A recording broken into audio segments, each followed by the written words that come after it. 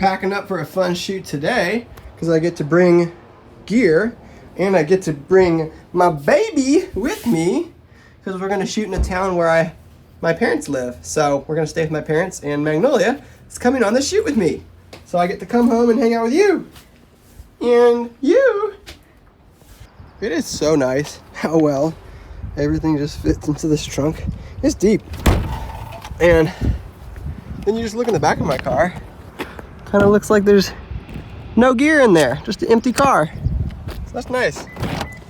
Today's shoot is coming from my friend Erica Stout, really talented documentary cinematographer in the Bay Area.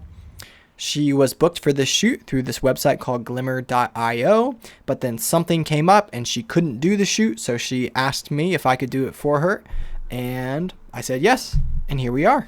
So thank you, Erica. The parking lot is packed. So I guess we're gonna be working around some busy doctors. This was the first room we were given to shoot in. That's what it looked like, and we needed to make it work. The overhead colors just don't look good. It's way too orange. But I think I have a solution to this. And that solution is to blast a 600D on the ceiling, kill the light completely, and then have some nice neutral light just cast onto our subject.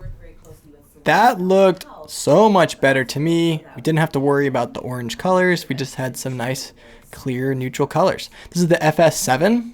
Look how clean that looks. I don't have the image on the A7, but this is the A7S3. The client didn't want to spend any time color grading, so the FS7 was shot in a standard profile, and the A7S3 was shot in S Cinetone. Anyways, we wrapped up that interview. I broke down all the gear while the producer went ahead and got some gimbal shots. Then we moved to another room. And the other room was just as orange as the last room. Look at this. A little bit tricky. They wanted to be in that nice plushy chair, so we had to make it work.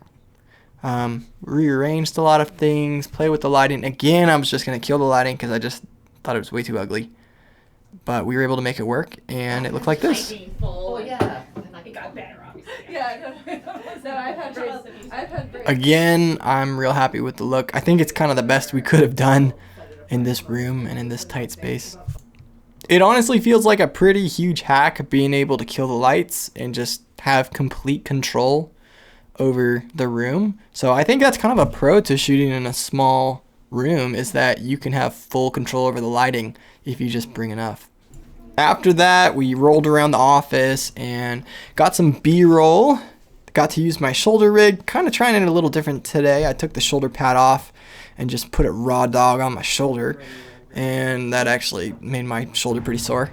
Then we went outside, got some exterior drone shots. The producer brought a drone that she wanted to use, and then the producer and I went out to lunch together to transfer data. So I just gave her all the data right away.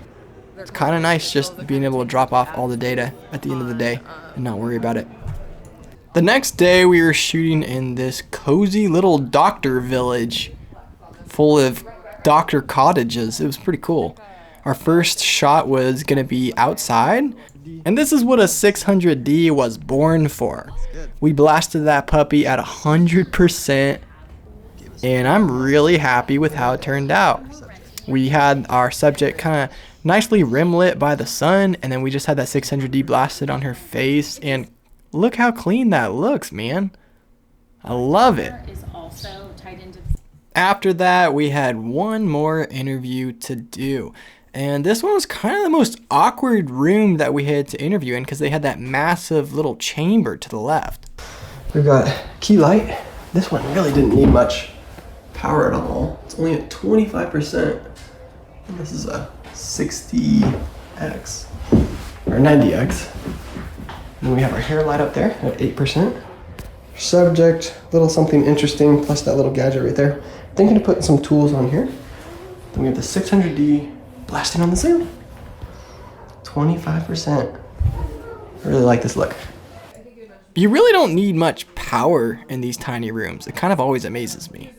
But yeah, this is what the A7S3 is looking like, and this is what the FS7 is looking like. I've been pretty happy with how these cameras match overall. I've been wondering how the FS7 would match with S-Cinetone, but it seems to do it quite well. The Kelvin, the white balance, seems to look a little bit different, so we just set those at different numbers, but it seems to turn out well. Then we went outside, got some exteriors on my free skates. Just felt like busting these out. Then we all went out to lunch to transfer our final files and just chat a little bit. Nice to get these delivered right away. And the next day, I was off to another shoot.